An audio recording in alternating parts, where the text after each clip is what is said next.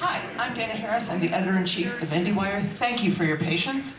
I am really, truly stoked to be able to bring this to you. We have the cast of Mudbound, and first I'd like to bring up its amazing director, Rees.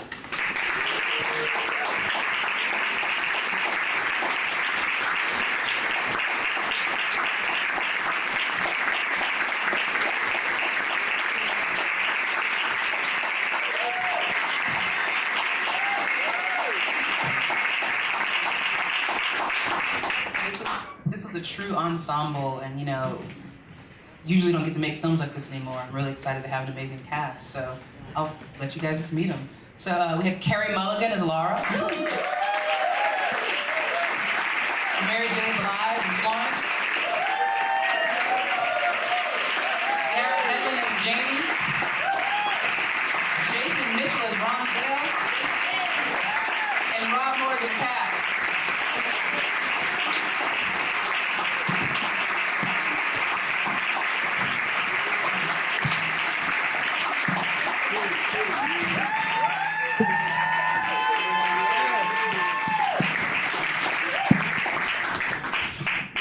So, first of all, congratulations on the film. I mean, it is truly the talk of Sundance, and it's amazing also to have you back at Sundance after Pariah.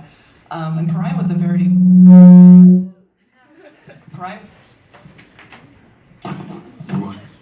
No, I think. Oh, it's okay. No, Pariah was it was a smaller story, a very personal one. This one is a canvas that is, to put it mildly, sprawling. And what was it like making that transition for you? For me, despite the scope or despite the setting, the thing I always key on is relationships. And so this is great because there's like 7 juicy characters we can really go deep on, and who have inner and outer lives, and kind of private joys and private sufferings and public joys. And so for me, my approach to the material was the same in many ways, because I just go for the relationships, like where are the lines? I kind of think in lines, and like, okay, there's a line between Florence and Laura, there's a line between Jamie and Ronzel, there's a line between Hap and Henry, there's a line between Pappy and Jamie, and so then all of those lines get tangled up, and so I just like to work each of those lines and just really try to, make each moment particular, because memory, our memories are fragmented, our memories are, untruthful sometimes, and so when we're with each character, just really staying subjectively with each character. So this is what Europe felt like to Ronzel, this is what the battle felt like to Jamie, and just kind of just keeping that in mind so that it feels like a bigger canvas, because when we're with them in these different worlds, it's such a specific and particular world.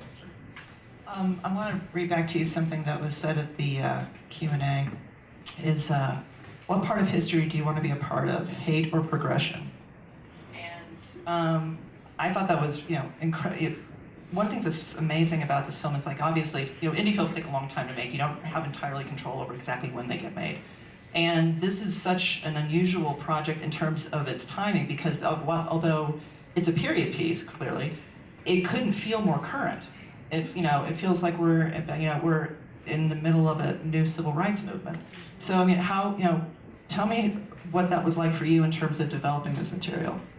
Completely. I think what this material does is it juxtaposes, the battle at home versus the battle abroad, and the battle at home is like the bloodier thing sometimes, and that, the moment we're complacent, is the moment when we're in trouble. So like the opening and ending of the film are symbolic in that, it's like a burial, and so, Henry's trying to bury his history. He's like suppressing it, it's like a slave's grave. And he's like, just the fact, the significance of that, on this land, and his father is being buried in the slave grave, so almost burying this kind of history of what's been done. And Jamie, who is like laying it to rest in a way, he's like trying to walk away from the thing as like a better man. And I feel like in the current moment, we can either choose to continue to suppress our history as a country and not acknowledge it and not look at it, or we can witness it and be witnesses, to our own experience and be witnesses to our families. So for me, like my grandmother grew up, she was a daughter of sharecroppers, and that's not reaching back that far. So if I can find my grandmother who grew up with sharecroppers, then someone else can find their grandfather or their grandmother who were landowners, who were plantation owners. So like the history is actually not that in the past, and I think that this story, brings to the fore that it's present, it's now, it's happening, it's repeating, and if you don't change who you are, to repeat. So Henry's gonna go off and be Pappy. Jamie's gonna go off and maybe try to be a different kind of man. And so that's the relevance of kind of Link to Now. Jason, what did it feel like for you in this role? It was like, were you kind of conscious of the duality of it? It's like one, you're portraying a specific character, at the same time it's kind of a representative of a perspective that has much more resonance.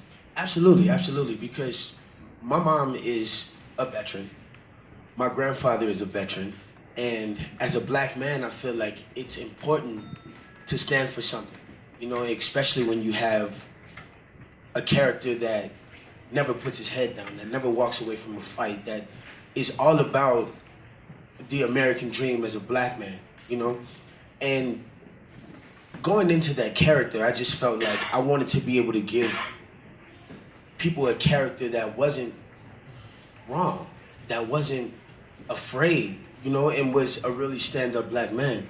And D gave me this opportunity to make this whole motion from Eazy-E to, that everybody knows me as, to, Ronzel, which is a great character, and just really let me unpeel my onion and become super vulnerable, and do my thing. So I'm very grateful for it.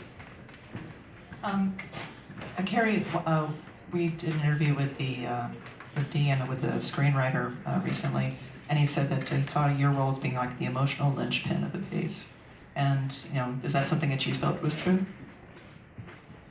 No, no, not really, no. I mean, I think every character has a deep emotion, and I watched the film for the first time last night and cried at everyone. I think there's so many different, and all of the relationships have deep emotion in them, and I think there's a really incredible connection between two women and two mothers, and how that supersedes any kind of racial ideology or social hierarchy. There's this incredible relationship between father and son, and these two unlikely friends, and so I think the emotion is in the friendships and the connections that are made in this completely uncertain and unstable world. Mary, what was it like for you? What was your initial response when you read the script? The fact that I can relive what my grandparents, my grandmother, my aunts, and all my ancestors lived, and understand what they lived. That's what it was like for me to see the script, and I saw all my ancestors. I saw basically every woman that raised me, and basically every woman from in my ancestry. So it was beautiful for me to have them possess me the way they did at times, and it was just that's what the script did for me. I was able to understand what they lived. What about you, Garrett? I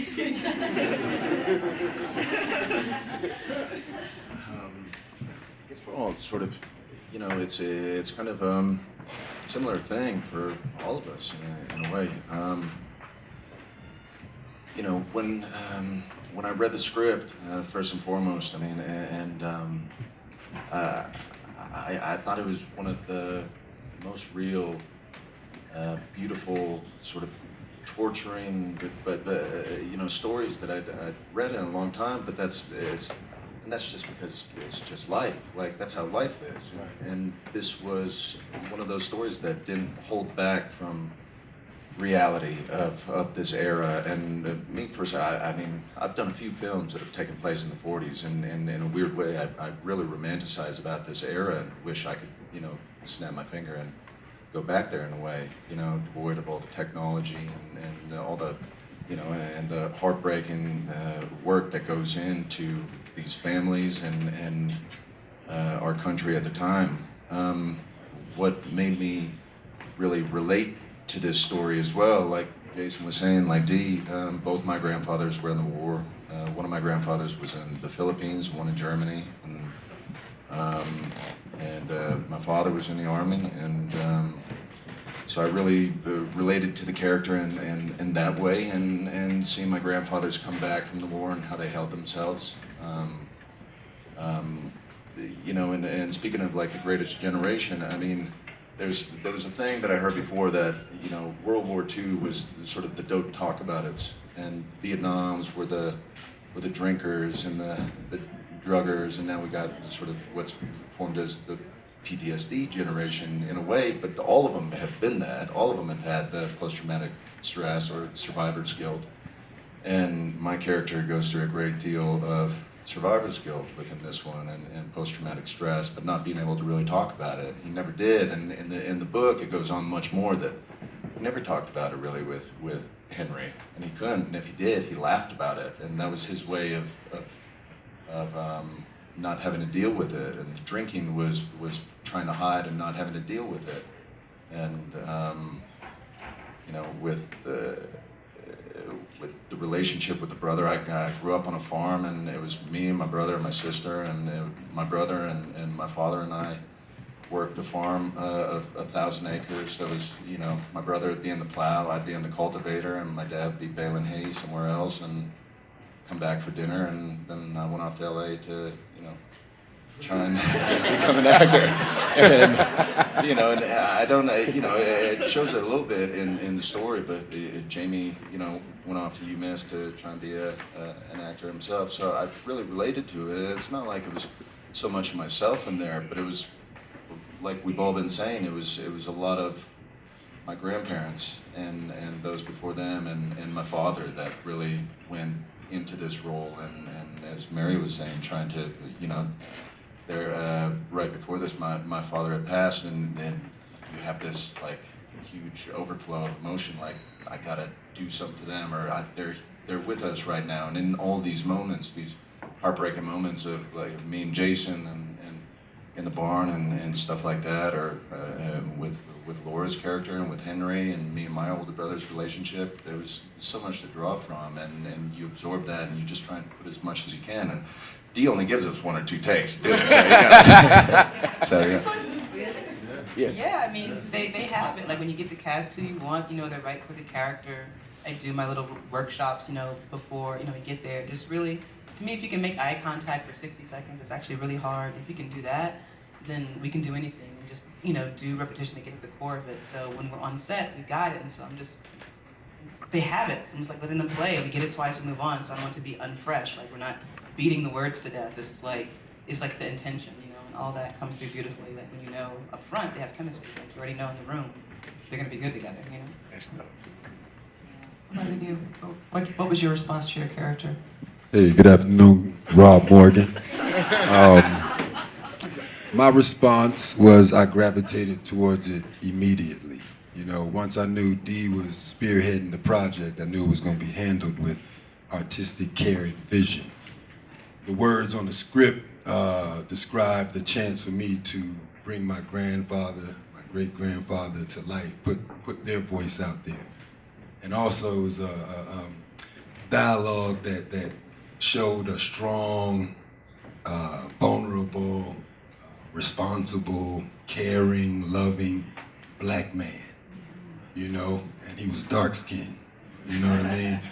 Because we really don't get a lot of that. And so to download all that, the book was phenomenal. There was so much information in there that we could draw from, you know, it's like your own Bible. We kind of cheated with the book because it was like a character Bible. And being in the environment, we actually lived in the environment, so it was like 110 degrees some days, you know, and we relished that because we understood it was an uncomfortable story we were telling. You see what I'm saying? So why are we going to be comfortable? We should be uncomfortable telling this story, and thankfully that comes off on screen.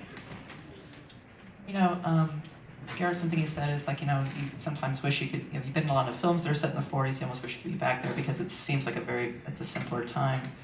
But, you know, this film is also, it's such a you know, specific portrait of that period and racism and the effects of that. And I kind of want to throw this out to everybody. Given where we are now, better, worse, has anything changed? Is it the same thing, just in different packages? I think it's the same. Like, there's no, like, signs saying colored only or whites only. But, there's, like, we refuse the right to serve anyone. There's, like, selectively enforced dress codes. There's selectively enforced rules and, like, increasing privatization of, like, every institution from education to healthcare. So all those things they serve to segregate. So I think we're, in a way more segregated now than we were then. And one thing that I was interested in looking at was, like, the military as being one of the institutions that actually did the most for integration in this country, because it made people look at one another specifically, and so, and under duress. And so, you can have an idea about otherness or them, but when you've served in a war with someone and you've like eaten next to him and you've smelled his feet and you realize, oh, he's just a guy like me. Like, I feel like, the military in a weird way has done more to kind of break down those lines. And like, I'd say sports is like the other big thing that's done the most in terms of like integrating people. So I feel like now, no, we haven't, and all you have to do is look at public schools to see that we're more segregated than ever. It's crazy to be a part of this type of movement, because I'm a visual learner, me myself. You know what I mean? And I could read books and I could do all this and I can listen to people's stories, but Dee gave us the chance to really be a part of history that people can watch and they can feel. And afterwards ask themselves that question, like, am I doing okay? Am I doing the right things? Am I saying the right things? Am I okay? Am I the right person? And that's where it starts. You have to look at yourself. You know what I mean? Like Michael Jackson said it best, you gotta start with the man in the mirror, you know what I mean? And I think that this film really gives us a chance to do that. And this is a piece of history that will be around for as long as we can show movies, and that's super special. Yeah, I think the movie's necessary. It's a million movies made, but are they necessary? And that's one of the beautiful things about being a part of this project. I feel it's a necessary film that can create safe space for dialogue. I don't know you from a brown paper bag, but after seeing this movie, I can come to you and be like, wow, what was your take on it? And you would be so vulnerable and open after seeing this. You'd be like, well, my grandfather was like Pappy, and yeah, we didn't agree with him, but yeah, he was there, and I remember that too. And I'm like, wow, you know what, your grandfather used to own my grandfather, but damn, but now we're talking, we're looking in each other's eyes, and I feel like that's what this film is about, like it's necessary, There's a woman outside, so we had a screening this morning at the library, and so we're coming out, and this woman is staying with a group of people, and I realized I'm doing it too. Like, I would see them, oh, they're them, they, I probably disagree, but she comes up with tears in her eyes and just like hugs me, and it's like, and then I start like tearing up, like, oh my God, like we're hugging and like we're seeing each other differently. She's just, seeing me as a person, I'm seeing her as a person, and it's like that was a part of this film, and like that was a woman who, I was protesting in DC on the 20th, but that was a woman who, if we saw each other in the street and I had my sign, we probably would be like shouting at each other. But, we can sit in the dark for 2 hours together and then be hugging each other. So I think culture becomes even more important. Culture is like the long game of changing ideas. So. Yeah. Rob, I think you're absolutely right. This is the time. It's like this is a necessary movie, and it's like, as they say, every movie finds its time. I'm really glad your movie found this time to be here. Thank you so much. Thank you. Thank you.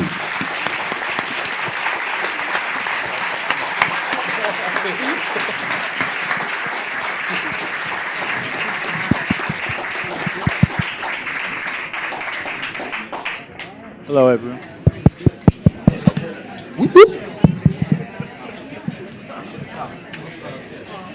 Everyone, if you can just exit through the back door right here. Thank you so much.